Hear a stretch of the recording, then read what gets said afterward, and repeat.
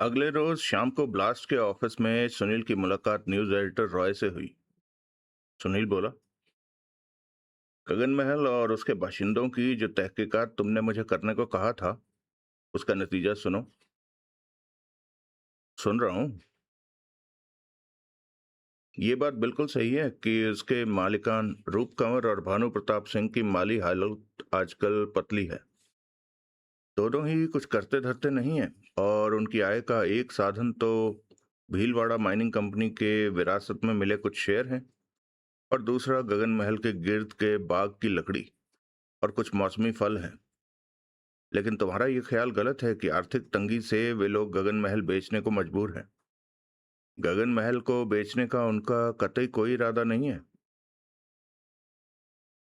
लेकिन वो केएल नंदा, वो होटलियर जो कवर है, पर्दा है जो सबसे बड़े भाई ने अपनी बहन को बरगलाने के लिए अपने और उसके बीच में खड़ा किया है। गगन महल का असली ग्राहक बड़ा भाई गगन प्रताप सिंह है। लेकिन राजकुमारी रूप कंवर की उससे ऐसी रंजिश है कि वो मरती मर जाएगी, गगन महल को गगन प्रताप को नहीं बेचेगी। इसी वजह से गगन प्रताप यह स्थापित करने की कोशिश कर रहा है कि गगन महल का ग्राहक वो नहीं कोई और है। लेकिन उसकी ये चाल भी चलने वाली नहीं है। क्यों? क्योंकि वो शहजादी इस चाल को भांप गई है। नहीं, भांप वाप कुछ नहीं गई है। लेकिन उसकी जिद यही है कि कम से कम उसकी जिंदगी में गगन महल का सौदा नामुमकिन है। और बड़ा भाई गगन प्रताप सिंह ही असल में आर्थिक रूप से संपन्न है।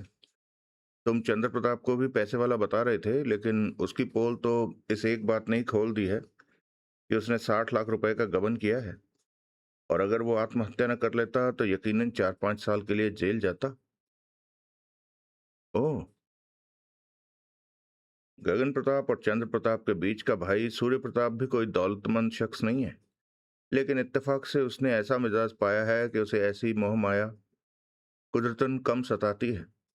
वो खाना बदोश आदमी है और कहीं टिक कर रहने की जगह देश विदेश घूमने फिरने में अपने जीवन को सार्थक मानता है। आई सी। 3 बड़े भाइयों को छोड़कर उनके पिता ने अपने सबसे छोटे बेटे और अपनी पुत्री को अपना वारिस क्यों बनाया? इसमें कोई भेद वाली बात नहीं है। क्यों? क्यों नहीं है? क्योंकि वो छोटा बेटा विकलांग है और कुछ करने धरने के काबिल नहीं है। और बिटिया रानी 40 साल की ही हो चुकने के बाद भी अभी कुंवारी बैठी है। उनके विपरीत उनके तीनों बड़े भाई ऐसे मजबूर नहीं। इसी वजह से अपने छोटे कदरन जरूरतमंद बच्चों को आसरा देने के लिए बाप ने अपना वारिस उन्हें बनाया। ओह। यानी कि गगन महल और उसके वारिसों के सदके जो कहानी में खड़ी करने की कोशिश कर रहा था, वो तो बैठ गई। बैठ कहाँ गई, बल्कि और ऊंची उठ के खड़ी हो गई है। वहां चंद्र प्रताप सिंह का पुलंदा नहीं बंध गया? क्या नहीं बंध गया? पुलंदा, आई मीन, उसने आत्महत्या नहीं कर ली? उसमें क्या रखा है? पुलिस तो उसे साफ साफ आत्महत्या का केस घोषित कर चुकी है। उन्होंने फिलहाल वही कहा है जो पहली नजर में दिखाई देता है। यानी कि केस पर अभी दूसरी नजर डालने की गुंजाइश है। मुझे तो लगती है। पुलिस को क्यों नहीं लगती? उन्हें भी लगी होगी। तभी तो उन्होंने तफ्तीश के कुछ पहलुओं को और आगे तक बढ़ाया। नतीजा भले ही कुछ न निकला हो। क्या किया उन्होंने? एक तो उन्होंने गगन प्रताप सिंह के मूवमेंट्स को ही और ट्रेस करवाया। नतीजा ये सामने आया कि कल सुबह गगन महल और झेरी टाउनशिप के बीच के रास्ते में अपनी विलायती स्पोर्ट्स कार पर सवार तब वो कई लोगों द्वारा देखा गया था, जबकि वो अपनी तेहरान की फ्लाइट पकड़ने के लिए राजनगर एयरपोर्ट जा रहा था। ये पहले से ही स्थापित हो चुका है कि वो अपने पूर्व निर्धारित प्रोग्राम के मुताबिक ठीक 8:30 बजे, ठीक 10:30 बजे वो तेहरान के लिए उड़ गया है। लेकिन अब जो नई बात सामने आई है वो ये है कि तेहरान में रुकने के स्थान पर वो फौरन ही एक कनेक्टिंग फ्लाइट से काहिरा उड़ गया था। काहिरा तक की उसकी मूवमेंट की पूरी तस्दीक हो चुकी है। लेकिन काहिरा शहर में वो कहाँ गए? काहिरा शहर में वो कहाँ गया है? वो वहाँ है या नहीं? या यातायात के किसी और साधन से कहीं आगे निकल गया है? ये अभी तक पता नहीं चल पाया। वो कहीं भी गया हो, लेकिन ये तो निश्चित है कि ना ही गगन महल में हुई वारदात के वक्त वो वहां के आसपास कहीं था। हाँ, ये तो निश्चित है। वारदात के वक्त तो उसका प्लेन तेहरान पहुंचने वाला होगा। तो यानी कि चंद्र प्रताप की आत्महत्या में कोई भेद निकले या ना निकले, गगन प्रताप तुम्हारे अपने शब्दों में तस्वीर में कहीं फिट नहीं होता। फिलहाल तो ऐसा ही लगता है। लगता है? रॉय की भौहें उठी। हाँ, दैट्स मोर लाइक इट। और अपनी मौत से पहले चंद्र प्रताप का महल में किस किस से वास्ता पड़ा था? इस बाबत तफ्तीश का ये नतीजा निकला है कि महल से गगन प्रताप के रुखसत हो जाने के कोई 2 घंटे बाद महल की बांदी इमरती की चंद्र प्रताप से बात हुई थी। उसकी मौत से पहले उसे सूर्य प्रताप ने रूबरू देखा था और रूप कंवर ने उसके बेडरूम में बंद दरवाजे के पीछे से उससे बात की थी। बाद में इमरती को उसकी रंगशाला के नाम से जाने जाने वाले कमरे में मौजूदगी का भी आभास मिला था। एन उस वक्त सूर्य प्रताप की झेरी गांव के करीब पुरानी ढक्की के नाम से जाने जाने वाले इलाके में मौजूदगी मौजूदगी के गवाह उपलब्ध हैं। और एक ऐसा शख्स भी है जो कहता है कि उसने फोकल पॉइंट के करीब भानु प्रताप को एक दूरबीन आंखों से लगाए बर्ड वॉचिंग करते देखा था। एक सिर्फ रूप कंवर की लक्कड़ मंडी में, जहां की वो कहती है कि वो गई थी, मौजूदगी का कोई गवाह नहीं है। इससे क्या साबित हुआ? कुछ भी नहीं। कुछ भी नहीं। करेक्ट। तो फिर पेच कहाँ है मेरे बच्चे? पेच दो बातों में है। एक तो इस बात में कि भानु प्रताप सिंह अभी भी लापता है। कल सुबह का महल से निकला हुआ वो अभी तक भी वापस नहीं लौटा है। ना कहीं से उसकी कोई खोज खबर आई है। जबकि उसकी तलाश जबकि उसकी तलाश की कोशिश खुद पुलिस वाले कर चुके हैं। और दूसरी बात जो पुलिस तफ्तीश से सामने आई है वो ये है कि अपनी मौत से पहले चंद्र प्रताप ने कुछ बेरर बॉन्ड और सिक्योरिटियां भुनवाई थी, जिनसे हासिल हुई रकम मंगलवार सुबह राजनगर से गगन महल के लिए रवाना होने से पहले उसके अधिकार में थी। दादा, वो रकम गायब है। पुलिस ने पुलिस की गगन महल में उसके कमरे की और रंगशाला की, जहां की उसकी लाश पाई गई थी, भरपूर तलाशी के बावजूद उस रकम का कोई अता पता नहीं लगा है। कितनी रकम थी? 32 लाख। रॉय हैरानी से बोला। ये रकम ऐसे आदमी के पास थी जो कि गबन का अपराधी था और जिसकी माली हालत गरीब खराब बताई जाती थी। हार्ड कैश में थी। कमाल है। कहाँ गई वो रकम? क्या पता कहाँ गई, लेकिन तुम तो पता लगा ही लोगे। कैसे लगा लूंगा? मेरे पास कोई जादू का डंडा है? नहीं है। चोरी हो गया या उधार दे दिया किसी को? मजाक मत करो। तो अब तुम्हारा क्या इरादा है? मेरा इरादा ना पूछो, क्योंकि अहम सवाल ये है कि तुम्हारा इरादा क्या है। इस स्टोरी में अभी तुम्हें कोई स्कोप दिखाई देता है तो मैं अभी और दाएं बाएं हाथ मारता हूं, वरना। सुनील जानबूझकर खामोश हो गया। तुम्हें दिखाई देता है? प्रत्यक्षतः तो नहीं दिखाई देता, लेकिन मेरी सुनीलियन सूंघ कुछ सिग्नल पकड़ रही है, जिन्हें कि एनालाइज किए जाने की जरूरत है। मसलन क्या कहती है तुम्हारी सुनीलियन सूंघ? सुनो, सबने निर्विवाद रूप से मान लिया है कि मरने वाला चंद्र प्रताप सिंह है। जबकि शॉटगन की गोली से लुगदी बने उसके चेहरे से लाश की शिनाख्त मुमकिन नहीं। भाई, शिनाख्त के और भी जरिए होते हैं। और जरिया लाश का कद काठ ही है, जो कि चंद्र प्रताप जैसा है। भाई, कॉमन सेंस भी तो ये कहती है कि वो चंद्र प्रताप है। कैसे कहती है? कैसे नहीं कहती? बड़ा भाई गगन प्रताप वारदात से कई घंटे पहले वहां से रुखसत हो गया था। इस बात के कई गवाह हैं। उसकी पहले तेहरान और फिर काहिरा में मौजूदगी की तस्दीक तक हो चुकी है। दूसरा भाई सूर्य प्रताप जीता जागता महल में मौजूद है। भानु प्रताप वो हो नहीं सकता, क्योंकि तुमने कहा कि लाश से उसके बालों की रंगत नहीं मिलती, पीली चमड़ी की रंगत नहीं मिलती। वो गायब है। तो क्या हुआ? रॉय कुछ क्षण उलझनपूर्ण भाव से उसे घूरता रहा, फिर एकाएक नेत्र फैलाकर बोला, ओ माय गॉड! कहीं तुम ये तो नहीं कहना चाहते हो कि जो मरा पड़ा पाया गया वो भानु प्रताप था? ऐसी एक घंटी घनघना तो रही है मेरे जहन में। गलत घनघना रही है। अपनी जिस जुड़वा बहन के साथ वो इतने सालों से रहता आया है, वही उसे न पहचाने, ये हो नहीं सकता। जैसी बहन तुम रूप कमर को बताते हो, उसे तो भानु प्रताप को उसकी उंगली के नाखून से पहचान लेना चाहिए।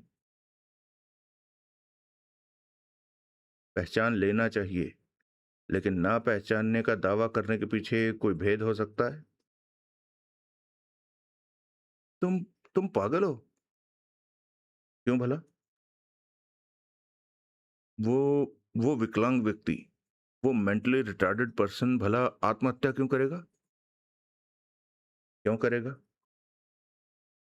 मुझसे पूछ रहे हो? Oh my God!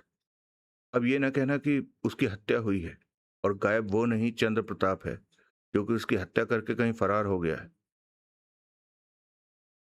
कितनी सजती हुई बात है। हत्या का उद्देश्य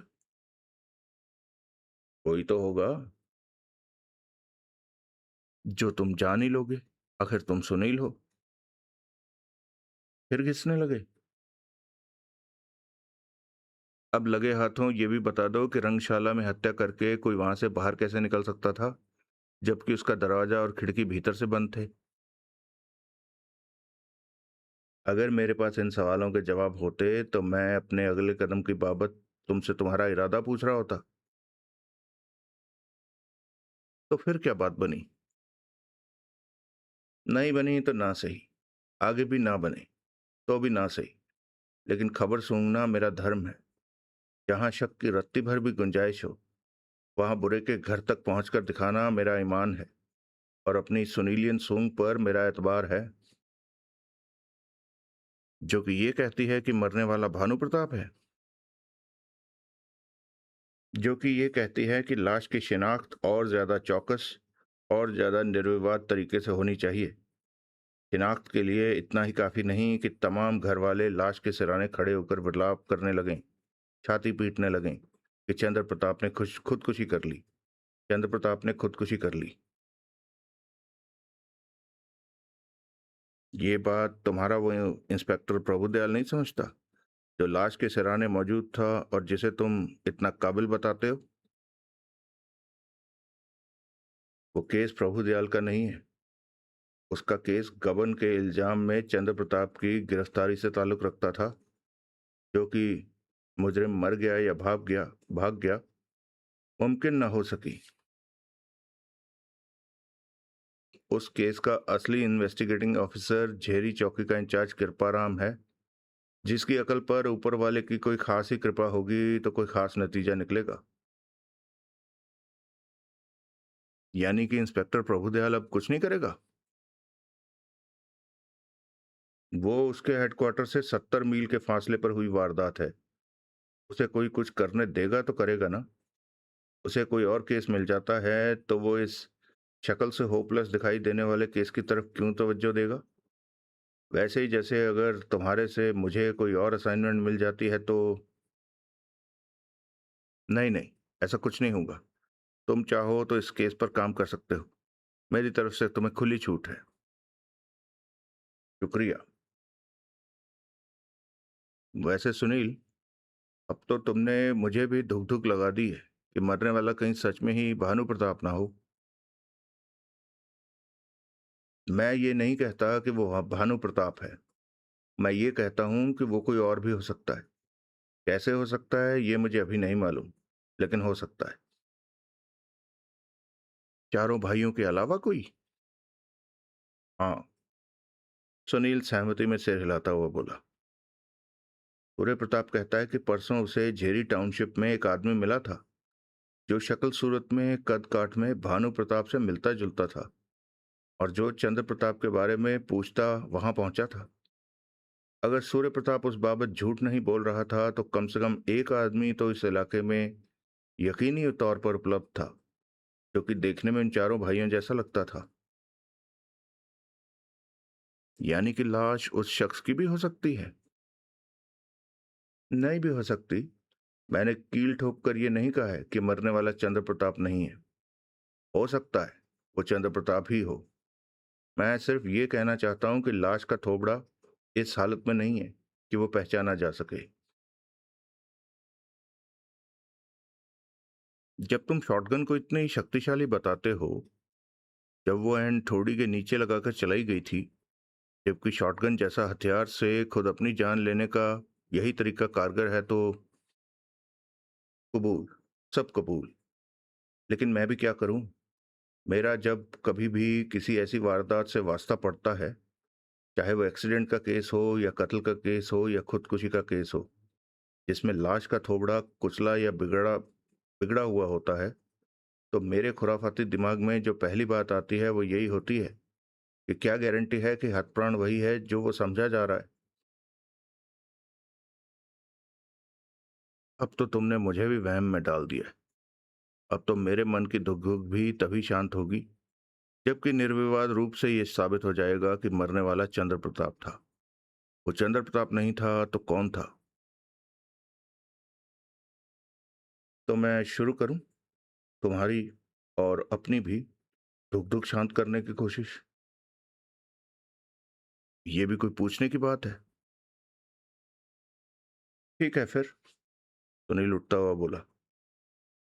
तो अब सुनील भाई मुल्तानी खंगालना शुरू करता है बिगड़ी सूरत वाली लाश की कहानी। अगला दृश्य। अगली रोज सुबह सुनील जब ब्लास्ट के ऑफिस में पहुंचा तो उसने अर्जुन को वहां मौजूद पाया। जीता रहे मेरे जिगर के टुकड़े, मुझे तेरी खासी जरूरत थी। सुनील उसे देखते ही बोला। मेरे अहोभाग्य, क्या हुक्म गुरुजी? झेरी जाना है। झेरी में कहा? सुनील ने उसे गगन महल की बाबत बताया। वो बोला, तूने बहुत बारीकी से, बहुत सब्र से, बहुत इत्मीनान से झेरी गांव के और आसपास के इलाकों के पुराने बाशिंदों से गगन महल की बाबत, उसके मौजूदा वारिसों की बाबत और वहां के नौकर चाकरों की बाबत ज्यादा से ज्यादा जानकारी हासिल करनी है। अर्जुन, ये काम तूने लोकल लोगों में रच बसकर, उनमें घुल मिलकर एन उसी मुस्तैदी से करना है जिससे तूने कभी वहां नेकचंद जैन बने बैठे जनार्दन मोदी को टटोला था। चौपाल पर बुजुर्गवारों के बीच बैठ के हुक्का गुड़गुड़ाते। बिल्कुल। कब से शुरू करूं? अभी से। जो हुक्म गुरुजी। कल शाम को मैं वहां तुम्हें होटल लेक व्यू की लॉबी में मिलूंगा। ठीक है। सुनील शंकर रोड पहुंचा। मामूली पूछताछ से ही उसे राजनगर में स्थित गगन प्रताप और चंद्र प्रताप के दफ्तरों और घरों के पते मालूम हो गए। गगन प्रताप का आवास शंकर रोड की एक बहुमंजिली इमारत की चौथी मंजिल पर स्थित एक विशाल भव्य फ्लैट था। सुनील ने उसकी कॉल बेल बजाई तो नौकर ने दरवाजा खोला। सुनील ने उसे अपना परिचय दिया और वहां आने का अपना मंतव्य समझाया। जवाब में नौकर, जिसका नाम उमेद सिंह था, रास्ता छोड़कर एक तरफ खड़ा हो गया। सुनील ने फ्लैट के भीतर कदम रखा तो पाया कि फ्लैट रंगाई पुताई के लिए कारीगरों के हवाले था। असुविधा के लिए माफी चाहते हैं साहब, उमेद सिंह बोला। सारे का सारा फ्लैट फिर से सुसज्जित होना है। हुकुम बहुत बड़ी कंपनी को इस काम का ठेका देकर गए हैं और काम लाजमी तौर से उनके लौटने तक मुकम्मल होना है। आई सी। सुनील फ्लैट में चारों ओर निगाह दौड़ाता हुआ बोला, कितने टाइम का काम है? 1 महीने से तो ऊपर लग जाएगा साहब। तुम्हारे साहब तो उससे ज्यादा देर बाद लौट कर आने वाले हैं। हाँ साहब, हम तो काम पूरा करा के इधर ताला लगाकर गांव चले जाएंगे और तभी लौटेंगे जब हमें हुकुम लौटकर संदेशा भेजेंगे। तुम्हें अपने भाई साहब के भाई की तुम्हें अपने साहब के भाई की मौत की खबर लगी? लगी साहब, बहुत अफसोस हुआ। अब तो हुकुम को भी अपनी तफरी छोड़कर फौरन वापस लौटना पड़ेगा। वो लौटेंगे? क्यों नहीं लौटेंगे साहब, जरूर लौटेंगे। मां जाया भाई मर जाए तो क्या नहीं लौटेंगे? खबर सुनकर कान लपेट लेंगे। खबर उन तक पहुंचते पहुंचते पहुंचेगी। सो तो है। परसों सुबह तुम्हारे साहब अपने भाई की ट्रेजिक मौत से पहले ही गगन महल से कूच कर गए थे, इसलिए उस वारदात की बाबत वो कुछ जानते तो नहीं हो सकते। यानी कि उस बाबत वो पुलिस को या प्रेस को खास कुछ बता तो नहीं सकते। इसलिए हो सकता है वो अपनी वापसी जरूरी ना समझें। साहब, वापसी इसलिए थोड़ी ही जरूरी है। मरने वाला हुकुम का सगा भाई था। वो उसकी मौत की खबर सुनकर कैसे? ठीक ठीक। तुम चंद्र प्रताप सिंह से वाकिफ थे? सिर्फ नाम से ही वाकिफ थे हम साहब। सिर्फ इतना जानते थे कि हुकुम के चंद्र प्रताप सिंह नाम के भी एक भाई थे। कभी मुलाकात नहीं हुई? नहीं साहब, 5 साल से हम हुकुम की चाकरी में हैं। इतने समय में तो मुलाकात नहीं हुई। यहाँ कभी जिक्र तक नहीं आया। जबकि चंद्र प्रताप सिंह राजनगर में ही रहते थे। हमें तो यह भी मालूम नहीं था। उनकी मौत की खबर के साथ ही मालूम हुआ। यह हैरानी की बात नहीं? क्या साहब? यही कि दो सगे भाई एक ही शहर में रहते हों और उनकी उनकी कभी मुलाकात ना हुई हो। हम ये कब बोले साहब? हम तो ये बोले कि वो कभी यहाँ नहीं आए थे। कम से कम हमारी जानकारी में यहाँ नहीं आए थे। आई सी। वैसे कैसे आदमी थे ये चंद्र प्रताप सिंह? हम क्या जाने। हम बोले ना कि हम कभी उनसे मिले नहीं। कभी कुछ सुना तो होगा उनकी बाबत? नहीं साहब। तुम्हारे साहब यहाँ से कब गए थे? बुधवार दोपहर को। तब से तुम्हारा उनसे किसी तरह का संपर्क हुआ? हुआ साहब, हुआ। कल शाम हुकुम हमारे नाम तेहरान से तार भेजे रहे, जिसमें लिखा था कि अगर उनकी कोई व्यक्तिगत डाक इधर आए तो वो एक लिफाफे में बंद करके उन्हें काहिरा में स्थित भारतीय दूतावास की मार्फत वहां भेज दी जाए। ऐसी कोई डाक यहाँ आई? अभी तो नहीं आई। तुम्हारे साहब तेहरान तो रुके नहीं, वहां से सीधा काहिरा निकल गए। लेकिन अगर उन्होंने डाक वहां मंगवाई है तो जाहिर है कि वहां उनका कदरन लंबा रुकने का इरादा होगा। होगा। उमेद सिंह सहमति में सिर हिलाता हुआ बोला। यहां तुम अकेले नौकर हो? हाँ साहब। यानी कि यहाँ तुम्हारे साहब का कीमती सामान भी तुम्हारे हवाले है? इधर कोई कीमती सामान है ही नहीं साहब। ऐसा सब सामान हुकुम पहले अपने बैंक के लॉकरों में भर के गए। रोकड़ा, जेवर, जरूरी कागज सब। यहाँ तो बस फर्नीचर, बर्तन भांडे और कपड़े ही हैं। समझदार आदमी हैं तुम्हारे साहब। समझदार और खबरदार भी। हुकुम इन मामलों में किसी का भरोसा नहीं करते। वो पसंद नहीं करते कि उनकी गैर हाजिरी में कोई उनके कागज पत्तर, खास तौर से कागज पत्तर टटोले। वैसे मिजाज कैसे हैं तुम्हारे साहब? वैसे मिजाज के कैसे हैं तुम्हारे साहब? बहुत सख्त, बहुत दबंग, राजपूत जो ठहरे। तुम्हारी ठीक निपटी है उनसे?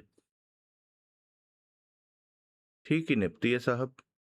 डांट फटकार तो काफी चलती है, लेकिन अब तनख्वाह बढ़िया है ना साहब, इतनी सुविधाएं भी हैं।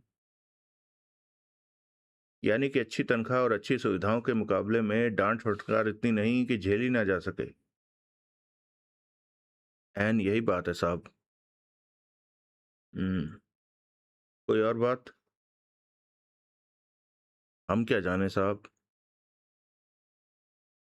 तो ऐसा है उमेद सिंह, मैं चाहता हूं कि तुम्हारे साहब से अगर तुम्हारा संपर्क फिर से हो, वो तार भेजें, चिट्ठी लिखें या फोन करें, तो इस बात की खबर तुम मुझे जरूर करो। आपको क्यों साहब? क्योंकि मैं तुम्हारे साहब का दोस्त हूं और तुम्हारे साहब से तुरंत संपर्क स्थापित करने का इच्छुक हूं। समझे? समझे साहब। तो तुम करोगे ऐसा? करेंगे साहब। ये फ्लैट बहुत शानदार है, मैं इस पर एक नज़र फिरा सकता हूँ? जरूर साहब। तुम साहब साहब इतना ज्यादा क्यों करते हो? ज्यादा नहीं करते साहब। सुनील की हंसी छूटने को हो गई, जो कि उसने जबरन दबाई। फिर उसने फ्लैट का एक चक्कर लगाया तो पाया कि वहां 3 बेडरूम थे। एक स्टडी थी, एक स्टोर था, एक किचन थी, एक विशाल ड्राइंग रूम था और एक सर्वेंट क्वार्टर था। लिपाई पुताई का काम वहां सब जगह एक साथ हो रहा था। सब जगह का फर्नीचर कमरों के बीचों बीच जमा था और चादरों से ढका हुआ था। उसे कहीं कोई दिलचस्पी के काबिल बात न दिखाई दी। गगन प्रताप सिंह का उसके आवास जैसा ही भव्य और विशाल ऑफिस मैजेस्टिक सर्कल पर था। जहां पहुंचकर सुनील को मालूम हुआ कि वो कई कंपनियों का डायरेक्टर या मैनेजिंग डायरेक्टर था और उसका प्रमुख धंधा कागज के आयात का था, जिसमें कि आकाश मेहता नाम का एक व्यक्ति उसका सहयोगी डायरेक्टर था, जो कि कोई 55 साल का सपाट चेहरे वाला लेकिन तीखी आंखों वाला पतला सा आदमी निकला। उसके सिर के बाल स्याह काले थे, जो कि उसकी उम्र और तंदुरुस्ती के लिहाज से हैरानी की बात थी। वो ऐसा आदमी था कि सुनील के आगमन पर उसके होंठों पर तो मुस्कुराहट आई, लेकिन मुस्कुराहट का वो कोई भाव उसकी आंखों तक कतई न पहुंचा। सुनील ने उसे अपने आगमन का मंतव्य बताया तो वो तीखे स्वर में बोला, खुदकुशी के एक ओपन एंड शट केस में अब आगे पूछताछ का क्या मतलब? जनाब, सुनील बड़ी सादगी से बोला, पुलिस के नुक्ता निगाह से वो केस ओपन एंड शट है, लेकिन पब्लिक इंटरेस्ट में उसमें अभी और पूछताछ की गुंजाइश है। मैं एक खोजी पत्रकार हूं जो अपना वक्त बर्बाद करना पसंद करता है, जो अपने वक्त की कीमत नहीं समझता, इसलिए दूसरों के वक्त की भी कीमत नहीं समझता। ऐसी कोई बात नहीं है। सो ओके, तो I grant it to you कि ऐसी कोई बात नहीं। आगे? आगे ये कि, बल्कि पहले ये बताओ कि तुम मेरे पास क्यों आए हो? क्योंकि आप हथप्राण के भाई के बिजनेस एसोसिएट हैं, इसलिए उसके करीबी हैं। अब मिस्टर सिंह क्योंकि उपलब्ध नहीं, इसलिए वो उपलब्ध होते भी तो वो तुम्हारी जानकारी में कोई इजाफा ना कर पाते। आप ऐसा यकीनी तौर पर कैसे कह सकते हैं? कह सकता हूँ, इसलिए कह सकता हूँ क्योंकि मुझे पक्का मालूम है कि गगन प्रताप सिंह का अपने हथप्राण भाई से पिछले कई सालों से कोई वास्ता नहीं था, ना सामाजिक और ना व्यापारिक। ना ही गगन प्रताप की अपने भाई से ऐसा कोई वास्ता बनाने में कोई रुचि थी। जी, ये हकीकत है। कुछ समय पहले मैंने चंद्र प्रताप सिंह का गगन प्रताप के सामने जिक्र किया था कि हम उसे अपनी एक फर्म में बतौर डायरेक्टर ले सकते थे। तो गगन प्रताप ने साफ दो टूक मना कर दिया था। बाकी रही सामाजिक रुचि की बात, तो तुम खुद सोचो। जिन दो भाइयों में सालों से कोई मेल मिलाप तक नहीं था, जिनमें कोई सामाजिक रुचि जैसे उनमें कोई सामाजिक रुचि कैसे स्थापित मानी जा सकती है? उनमें कतई कोई मेल मुलाकात नहीं थी। मेरी जानकारी में तो नहीं थी। शायद रूबरू संपर्क ना हो, लेकिन चिट्ठी पत्री के जरिए हो। नहीं था। यानी कि यहाँ उपलब्ध मिस्टर गगन प्रताप सिंह के कागजात में उनके हतप्राण भाई की किसी चिट्ठी पत्री की मौजूदगी की कोई संभावना नहीं। कतई कोई संभावना नहीं। सुनील के चेहरे पर आश्वासन के भाव न आए। देखो, मेहता सख्ती से बोला, एक बात जो अभी आम नहीं हुई है, वो मैं तुम्हें बताता हूँ। फिर तुम समझ जाओगे कि क्यों मैं ये बात दावे के साथ कह सकता हूँ कि यहाँ इस ऑफिस में हतप्राण की कोई चिट्ठी पत्री मौजूद नहीं। मैं सुन रहा हूँ। बात यह है कि गगन प्रताप सिंह काफी अरसे से बिजनेस से रिटायर होने की सोच रहा था, जिसकी वजह से वो यहाँ के कारोबार में अब कोई रुचि नहीं लेता था। काफी अरसे से ऑफिस में भी वो सिर्फ इसलिए आता था क्योंकि उसने अपने शेयर वगैरह को और कंपनी में अपनी डायरेक्टरशिप को कैश करने का जुगाड़ करना था। ऐसा जुगाड़ हो चुका है। कुछ हो चुका है, कुछ होना बाकी है। कंपनी में उसका मौजूदा स्टेटस क्या है? भाई, अपनी तरफ से तो वो रिटायर ही है, लेकिन ऑफिशियली तो अभी ऐसा होगा। कब होगा? कैसे होगा? कंपनी की जनरल बॉडी मीटिंग पर होगा। बोर्ड ऑफ डायरेक्टर्स की हामी से होगा। लेकिन होगा। बिल्कुल होगा। ना होने वाली कोई बात ही नहीं। इस संदर्भ में जो बात मैं कहने जा रहा हूं वो ये है कि गगन प्रताप सिंह को यहां से कानूनी और व्यवहारिक रिटायरमेंट में अभी वक्त है, लेकिन अपनी तरफ से वो पहले ही अपने आप को रिटायर मान चुका है। इसी वजह से अपना विदेश यात्रा पर निकलने से पहले इसी इसी वजह से अपनी विदेश यात्रा पर निकलने से पहले अपना तमाम निजी सामान, अपने तमाम निजी कागजात वगैरह वो यहाँ से ले गया था।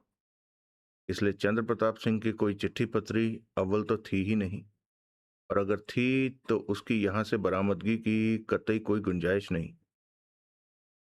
ओह। मेहता चेहरे पर बेसब्रेपन के भाव लिए खामोश रहा। मिस्टर सिंह रिटायर क्यों हो रहे हैं? सुनील ने नया सवाल किया। मुझे नहीं मालूम। मेहता बड़ी रुखाई से बोला। मालूम नहीं या बताना नहीं चाहते? मालूम नहीं। अभी तो उनकी कोई खास उम्र भी नहीं। 50 साल तो कोई रिटायरमेंट वाली उम्र नहीं होती। ऊपर से वो इतने कामयाब बिजनेसमैन बताए जाते हैं। मिस्टर, जो हकीकत है वो मैंने बयान कर दी।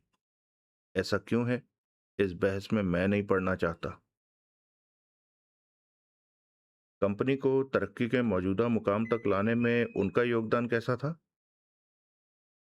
बढ़िया। बहुत बढ़िया। मेरे से भी बढ़िया। सुपीरियर बिजनेस का गगन प्रताप सिंह को गॉड गिवन गिफ्ट था। फिर भी वो रिटायरमेंट चाहते हैं? हाँ, अपनी मर्जी के मालिक हैं वो। मिस्टर सिंह के रिटायर होने की ख्वाहिश को आज तक छुपाकर क्यों रखा गया? भाई, ये काम ऐसे होते हैं कि हो चुकने के बाद ही उनका जिक्र अच्छा होता है। क्यों? क्योंकि ऐसी किसी बात का कंपनी की शेयर बाजार में साख पर असर पड़ सकता है। ऐसी कोई बात नहीं। होती तो ये बात होती तो मैं तुम्हें बताता।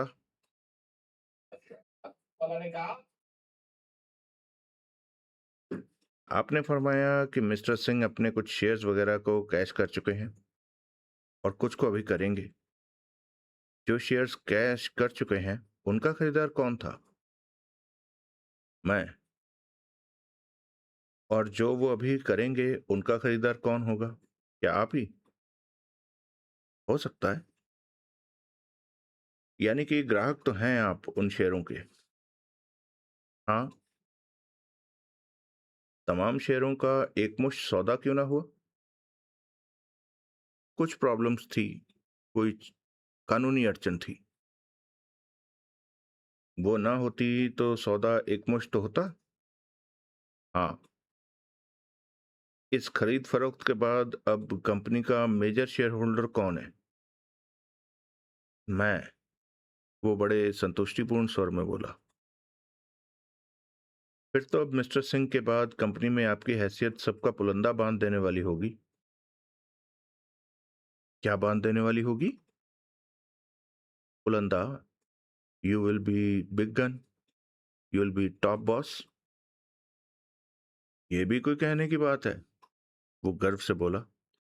अब कंपनी का अगला चेयरमैन और मैनेजिंग डायरेक्टर मैं ही हूं। बधाई।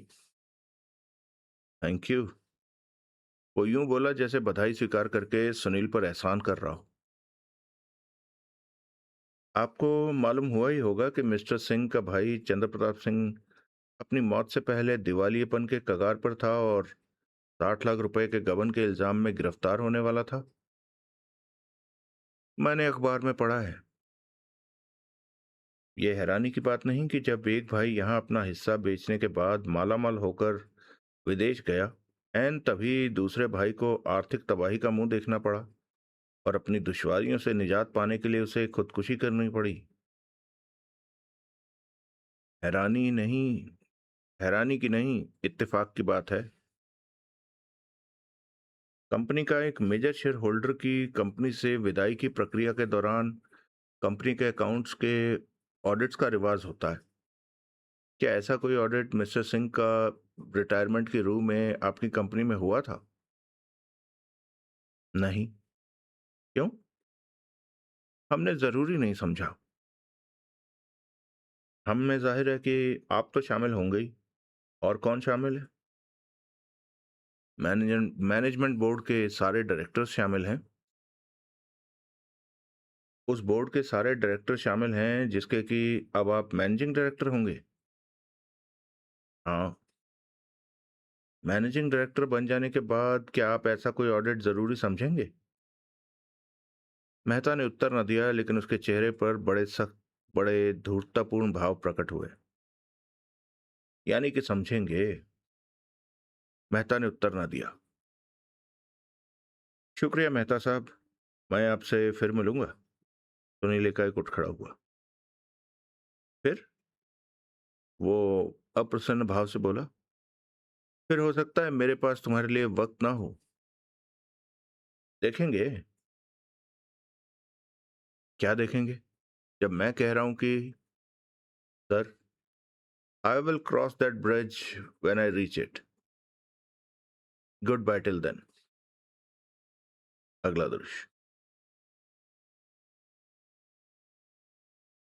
चंद्र प्रताप सिंह का आवास लिटन रोड पर स्थित ज्योति टावर नाम की जिस इमारत की 16वीं मंजिल पर था, उससे सुनील पहले से ही अच्छी तरह से वाकिफ था।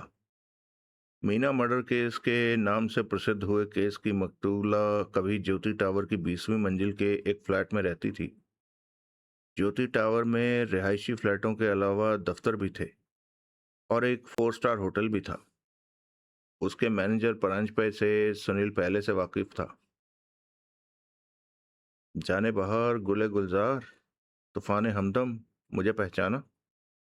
सुनील मुस्कुराता हुआ बोला। परांजपे मुंह बिगाड़ कर बोला, पहचाना? मेरी पिछली मुलाकात से अब तक तुम्हें कोई लकवे का दौरा वौरा तो नहीं पड़ा? लकवा? मुझे? खामखा? तो फिर मुंह में इमली होगी। क्या कह रहे हो भाई? कोई तो वजह होगी ही, क्योंकि जब बोलते हो तो तुम्हारा मुंह टेढ़ा हो जाता है। अब ऐसा इसलिए तो नहीं हो सकता क्योंकि तुम्हारी मेरी शक्ल से अरुचि है। नहीं हो सकता ना, मेरे जिगर के टुकड़े। ऐसी कोई बात नहीं है। फिर तो मेरे आगमन से तुम्हें खुशी होनी चाहिए थी। हुई है, बहुत खुशी हुई है। मैं तो खुशी से फूला नहीं समा रहा हूं। तुम्हारी बिरादरी में खुशी का इजहार करने का क्या तरीका है? मैं कॉफी मंगवाता हूँ तुम्हारे लिए। That's like a good boy. भुनभुनाते हुए परांजपे ने घंटी बजाकर चपरासी को बुलाया और उसे कॉफी लाने का आदेश दिया। सुनील ने अपनी जेब से लकी स्ट्राइक का पैकेट निकाला और उसे यूं झटका कि एक सिगरेट पैकेट से आधा बाहर उछल आया। उसने पैकेट परांजपे की तरफ बढ़ाया और बोला, लो, सिगरेट पियो। परांजपे ने अनमने भाव से सिगरेट ले लिया। सुनील ने भी एक सिगरेट अपने होठों से लगाया, फिर पहले परांजपे का और फिर अपना सिगरेट सुलगाया। और सुनाओ, क्या हालचाल? सुनील उसकी तरफ ढेर सारा धुआं उगलता हुआ बोला, बढ़िया। आज तुम्हारे साथ तुम्हारा जोड़ीदार नहीं नजर आ रहा? रमाकांत? वही। साथ तो नहीं आया। कहो तो फोन करके बुला लेता हूँ। मैं कहूँ? हाँ। मेरे बाप की तौबा, काले बुखार को कोई कह के बुलाता है? सुनील ने जोर का अट्टहास किया। तभी चपरासी कॉफी ले आया। वो कॉफी सर्व करके गया तो परांज पे बोला, कैसे आए? सोचो। सुनील अपलक उसे देखता हुआ बोला, मैं क्या सोचूं, तुम ही बताओ। प्यारे लाल, मुंह फिर टेढ़ा जा रहा है। अरे यार, प्यारे लाल, मुंह फिर टेढ़ा जा रहा है। मेरा नाम प्यारे लाल नहीं है, मुझे मालूम है। तुम ना तो प्यारे हो ना लाल हो। तो फिर? तो फिर? सुनील ने उसके स्वर की नकल की। वो बोला, देखो, अगर तुम्हारी भी दिलचस्पी चंद्र प्रताप सिंह के फ्लैट में है तो जान लो कि पुलिस मुझे खास हिदायत देकर गई है कि उसमें किसी को दाखिल ना होने दिया जाए। किसी को ना, मुझे थोड़ी। मैं कोई थोड़ी ही हूं। यार, तुम समझते नहीं हो। मैं सब समझता हूँ। मैं क्या भूल गया हूँ कि कैसे वीरेंद्र कपूर को फांसी लगने में अभी कई दिन बाकी थे कि तुमने उसके फ्लैट को ये सोचकर किराए पर चढ़ा भी दिया था कि फांसी तो उसे लगनी ही लगनी थी। उस बात का अब यहाँ हवाला देने का क्या मतलब हुआ? ये मतलब हुआ राहते जिगर कि चंद्र प्रताप सिंह की मौत के बाद अब उसका फ्लैट भी खाली है, इसके लिए कि तुम्हें एक किराएदार चाहिए होगा। राहते नजर, वो किराएदार तुम बनना चाहते हो? मैं बन सकता हूँ, फ्लैट देखने के बाद, फ्लैट मुझे पसंद आने के बाद। यानी कि मैं तुम्हें चंद्र प्रताप सिंह का फ्लैट दिखाऊं? वाह, क्या पॉलिश फेरी अकल पर। क्या सिगरेट के धुएं से मुमकिन हुआ है या कॉफी की चुस्की से, या दोनों से? तुम मुझे मरवाओगे? अब क्यों खामखा बात को लंबी घसीट रहे हो? कर खड़े हो और मुझे उस फ्लैट में लेकर चलो। मैं पुलिस की इजाजत के बिना ऐसा नहीं कर सकता। तुम जानते हो ना ये बात किससे कह रहे हो? मुझे धमकाओ मत यार, मैं तुम्हारी धमकी में नहीं आने वाला। क्यों नहीं आने वाले? क्या गामा पहलवान की शागिर्दी कर ली है? इसलिए नहीं आने वाला क्योंकि मेरे सिर पर कहीं बड़ी धमकी की, पुलिस की धमकी की तलवार लटक रही है। तुम नहीं मानोगे? नहीं मानूंगा। घर आए मेहमान से ऐसे पेश आते हैं चिमनी के धुएं? मेहमान मेरा कलेजा खाए, मेरा खून पिए, लेकिन भगवान के लिए मुझे पुलिस से बाहर जाने को ना कहें। सुनील खा जाने वाली निगाहों से उसे घूरता रहा, लेकिन परांज पे विचलित ना हुआ। आखिरकार सुनील बदले स्वर में बोला, ये कौन से पुलिस के ऑर्डर हैं तुम्हें? कौन आया था यहाँ? इंस्पेक्टर प्रभुदयाल। ठीक है, फोन करो उसे और बताओ कि यहाँ कौन आया है और क्या चाहता है। यूं तुम समझते हो वो तुम्हें फ्लैट में दाखिल होने की इजाजत दे देगा? अबे फोन तो कर, लकड़ी के बुरादे। प्रांजपे ने फोन किया। जब उसने फोन रखा तो उसके चेहरे पर हैरानी के भाव थे। सुनील की जान में जान आई।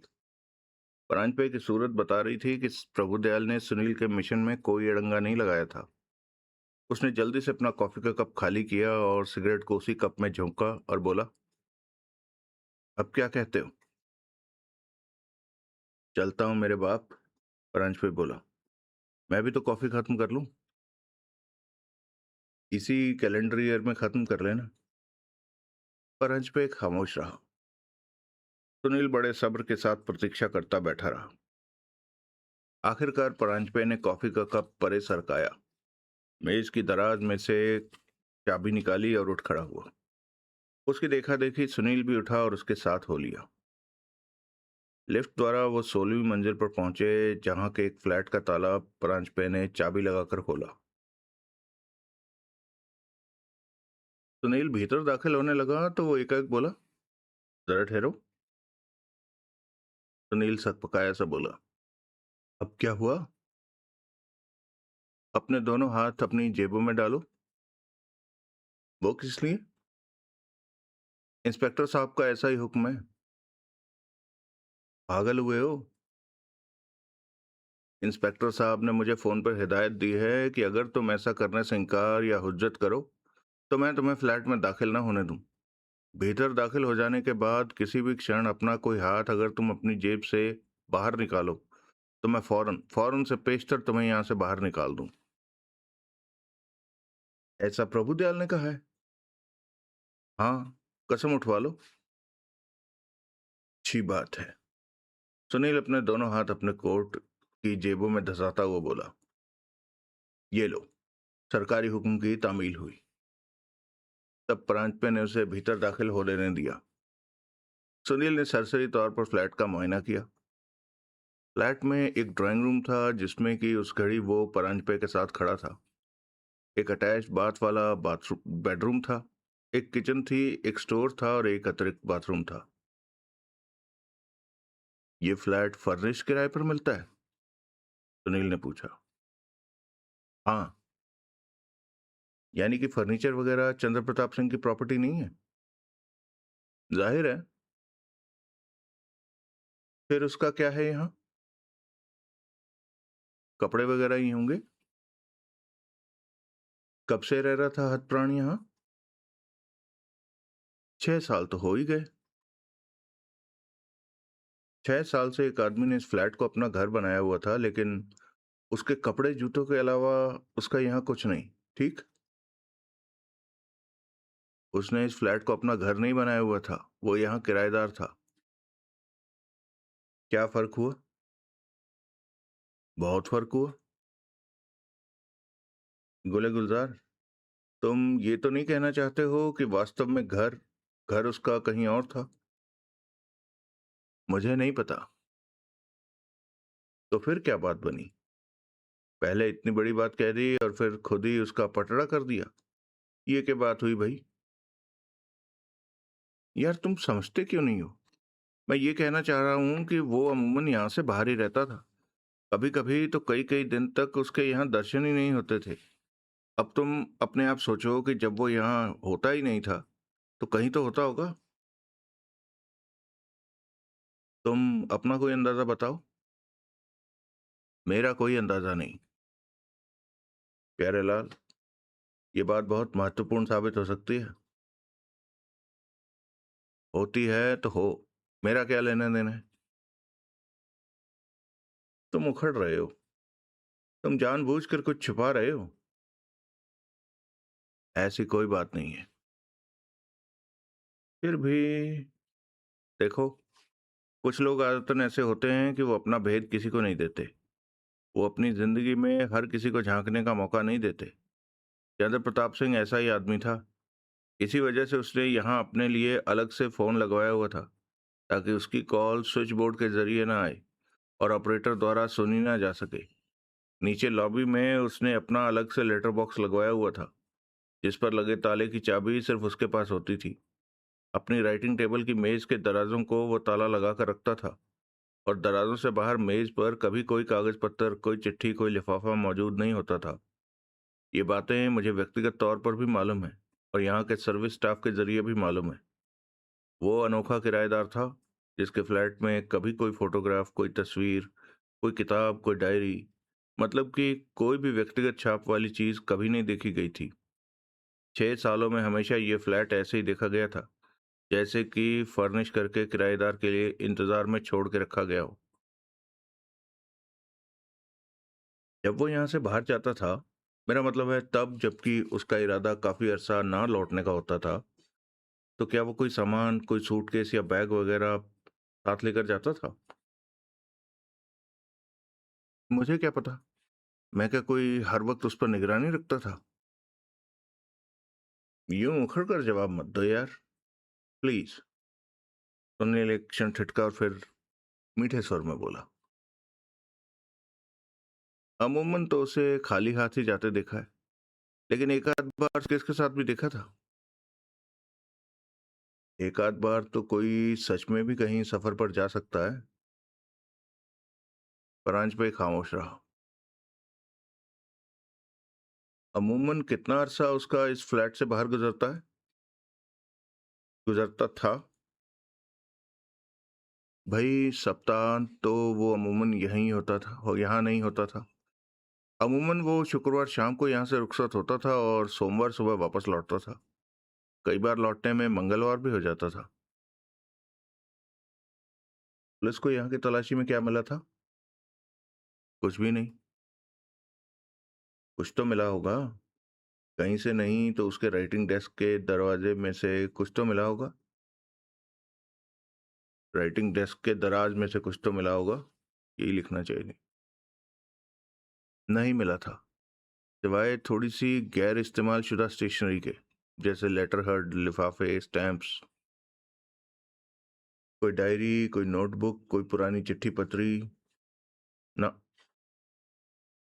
उसके यहाँ के पते पर उसकी डाक नहीं आती थी। आती थी, लेकिन ऐसी कोई पुरानी डाक यहाँ बरामद नहीं हुई। जरूर वो डाक को पढ़ते ही नष्ट कर देता होगा या कहीं और ले जाता होगा। तुम फिर उसके किसी दूसरे आवास की ओर इशारा कर रहे हो? भाई खुद ही सोचो, आमतौर पर कहीं ऐसा होता है कि कोई शख्स 6 साल से एक फ्लैट में रह रहा हो, लेकिन उसके पहनने के कपड़ों के अलावा वहां उसकी कोई व्यक्तिगत चीज ना हो। मुझे तो यहाँ उसका रहन सहन ऐसे शख्स जैसा लगता है जो कि 1 मिनट के नोटिस पर कहीं खिसक जाने को सदा तैयार रहता हो। यानी कि सूटकेस में पहनने के कपड़े भरे और ये जा वो जा।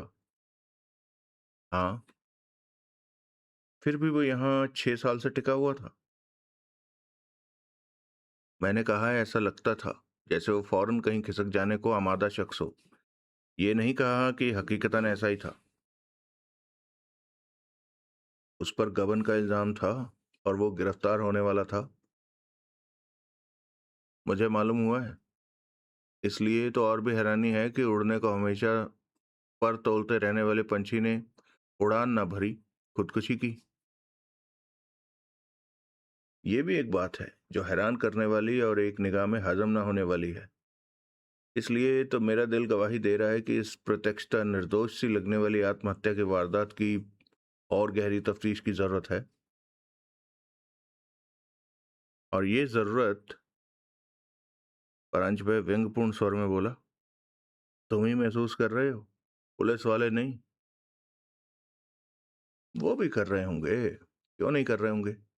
लेकिन प्यारेलाल, पुलिस का काम करने का अपना स्टाइल है और सुनील भाई मुल्तानी का अपना। सुनील शान से बोला, क्या कहने।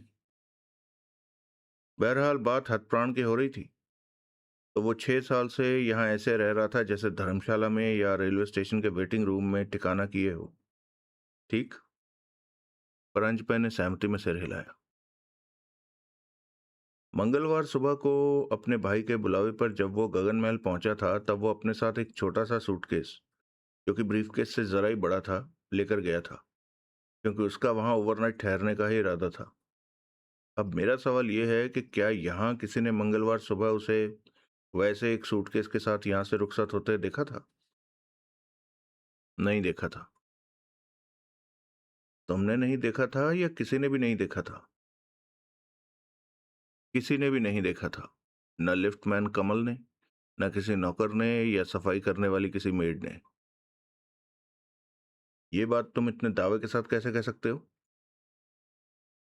क्योंकि इसी लाइन पर यहाँ पुलिस ने भी पूछताछ की थी। तब पूछताछ का यही नतीजा सामने आया था कि शुक्रवार सुबह के बाद से हथप्राण को यहाँ किसी ने नहीं देखा था। तब उसके अधिकार में एक बहुत बड़ा, बहुत भारी सूटकेस था, जिसे कि वो लिफ्ट से अपनी कार तक खुद उठाकर लेकर गया था। जरूर उसी सूटकेस में वो अपना तमाम व्यक्तिगत सामान भरकर ले गया होगा, जिसका कि यहाँ कोई नामो निशान नहीं मिल रहा। हो सकता है, लेकिन अगर ऐसा था तो यही सवाल फिर पैदा होता है कि फिर उसने आत्महत्या क्यों की? अगर आत्महत्या उसने करनी ही थी तो ये तमाम बखेड़े करने की क्या जरूरत थी? फिर इस बात से क्या फर्क पड़ता था कि वो अपने पीछे क्या छोड़ गया था और क्या नहीं छोड़ गया था? आप मरे, जग प्रलय? वही तो। प्रांज पे, अब मैं तुमसे एक बहुत गंभीर सवाल पूछने जा रहा हूँ, जिसका गंभीर जवाब मुझे ना मिला तो समझ लेना कयामत आ जाएगी तुम्हारे लिए। ऐसा क्या सवाल है? यहाँ के केयर टेकर के तौर पर तुम्हारे पास यहाँ के हर फ्लैट की चाबी है। कहीं तुम्ही ने तो किसी के कहने पर या किसी और वजह से इस फ्लैट से हथप्राण का निजी सामान गायब नहीं किया? हैं? परांजपे हौलनाक स्वर में बोला। पागल हुए हो? इसका साफ साफ हिंदुस्तानी में क्या मतलब हुआ? मैंने ऐसा कुछ नहीं किया है। मैं ऐसा क्यों करूंगा भला? सुनील उसकी नाक के सामने अपना दायां हाथ ले जाकर सिक्का उछालने जैसा एक्शन किया। अरे नहीं मेरे बाप, वो कल्प कर बोला। मैंने ऐसा कुछ नहीं किया। किसी ने मुझे रिश्वत देकर ऐसा करने के लिए नहीं कहा। चलो मान ली तुम्हारी बात। अब एक जो पते की बात तुमने कही है वो ये है कि हथप्राण का राजनगर में या आसपास ही कहीं कोई और भी आवास हो सकता है। यार तुम जबरन मेरे मुंह में लफ्ज ठूसने की कोशिश ना करो। मैंने ऐसा कुछ नहीं कहा है। लेकिन तुम्हारी बातों से ऐसा हिंट तो मिलता है ना। हो तो सकता है ना ऐसा? हाँ, हो तो सकता है। मेरा जाती तजुर्बा है कि जब कोई आवास के ऐसे दो दो ठिकाने बनाकर रखता है तो तस्वीर में कहीं ना कहीं कोई औरत जरूर फिट होती है। तुम्हें ऐसी किसी औरत की कोई जानकारी है? नहीं है? इतनी जल्दी जवाब ना दो प्यारे लाल। जरा सोच समझ कर जवाब दो। मुझे जवाब की फिलहाल कोई जल्दी नहीं है। तुम इस बाबत सोच के रखना। मैं तुमसे फिर मिलूंगा। ओ। और इस बाबत भी दिमाग पर जोर देना कि क्या कभी चंद्र प्रताप सिंह ने जाने या अनजाने अपनी जुबानी कोई ऐसी बात कही थी जिससे उसके दो घरों वाली कहानी पर कोई रोशनी पड़ती हो। वो बहुत सीक्रेटिव आदमी था। वो लूज टॉक करने वाले आदमी किस्म का आदमी नहीं था। ये सारा कुनबा ही ऐसा है। लेकिन फिर भी तुम इस बाबत जरा सोच विचार करना। ओके?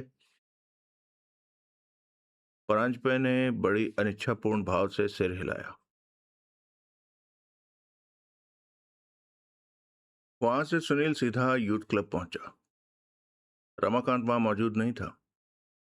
किसी को भी ये नहीं मालूम था कि वो कब वहां से गया था और कब लौट के आने वाला था। उसने जौहरी के बाबत सवाल किया तो मालूम हुआ कि वो भी रमाकांत के साथ ही था। फिर सुनील रमाकांत के ऑफिस में उसकी टेबल पर बैठ गया।